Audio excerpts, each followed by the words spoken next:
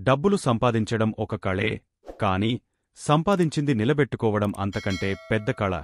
చిన్న మొత్తాల పొదుపుతో సంపదను సృష్టించటంలో కొన్ని ముఖ్యమైన సూత్రాలను ఈ వీడియోలో వివరించటం జరిగింది. ముఖ్యంగా పొదుపు సంఘాల్లోని డ్వాక్రా మహిళలు తప్పనిసరిగా చూడాలి. కేవలం డబ్బు సంపాదించటానికే పనిచేసేవారు ఎప్పటికీ ధనవంతులు కాలేరు. కాని డబ్బుతో పనిచేయించుకోవడం తెలిసినవాళ్లే ధనవంతులుగా మారుతారు అని అంటారు రిచ్ డాడ్ పూర్ డాడ్ అనే ప్రముఖ పుస్తక రచయిత రాబర్ట్ కియోసాకి. కొంతకాలం పాటు నువ్వు డబ్బును సంపాదించి పొదుపు చేస్తే ఆ తర్వాత కాలంలో ఆ డబ్బే మరింత డబ్బును సంపాదిస్తుంది. అదెలాగో ఇప్పుడు మనం తెలుసుకుందాం. చిన్న చిన్న మొత్తాలను పొదుపు చేయటం, స్టాక్ మార్కెట్, మ్యూచువల్ ఫండ్స్లో పెట్టుబడిగా పెట్టడం అనే అలవాటును మైక్రో ఇన్వెస్ట్మెంట్ అంటారు.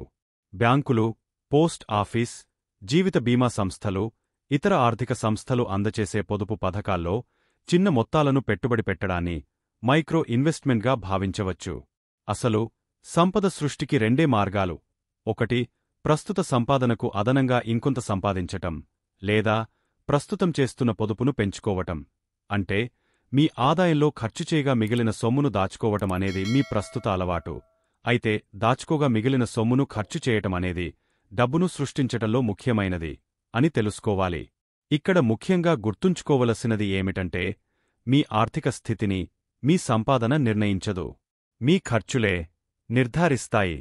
మీ ఆదాయం కన్నా ఖర్చులు పెరిగితే ఎన్నటికీ మీరు ధనవంతులు కాలేరు.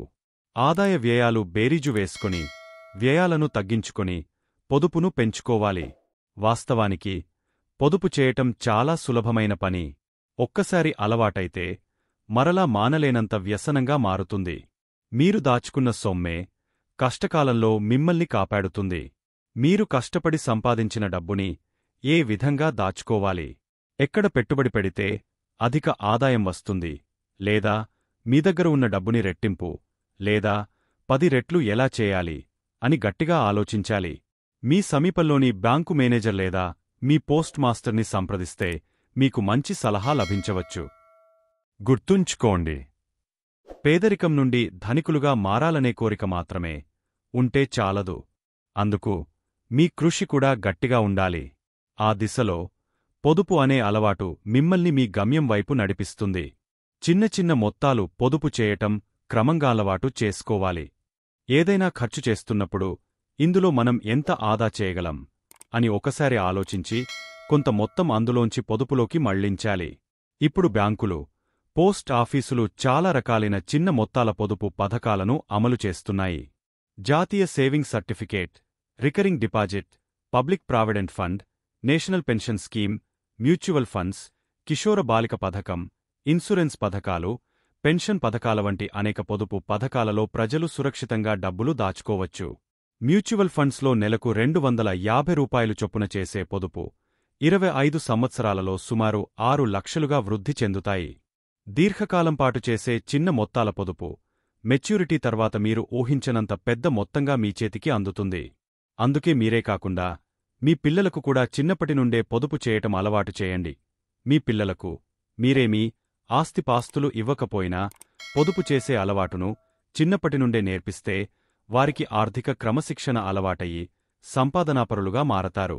వారి సంపాదనను నిలబెట్టుకుంటారు. నిలబెట్టుకున్నది పదింతలు చేసుకుంటారు. దీనినే ఆర్థిక అక్షరాస్యత అంటారు.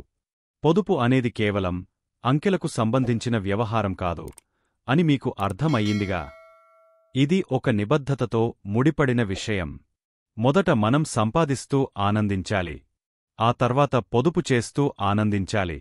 చివరగా ఖర్చు చేస్తూ ఆనందించాలి. మీ సంఘంలో నెలనెలా చేసే పొదుపుకు అదనంగా ఇతర పథకాల్లో కూడా పొదుపు చేయటం అలవాటు చేసుకుంటారని ఆశిస్తున్నాము. మరిన్ని వివరాలకు మీ గ్రామైక్య సంఘ సహాయకురాలు లేదా మీ ఏపీఎం లేదా మీ సమీప బ్యాంకు లేదా పోస్ట్ ఆఫీస్ను సంప్రదించండి.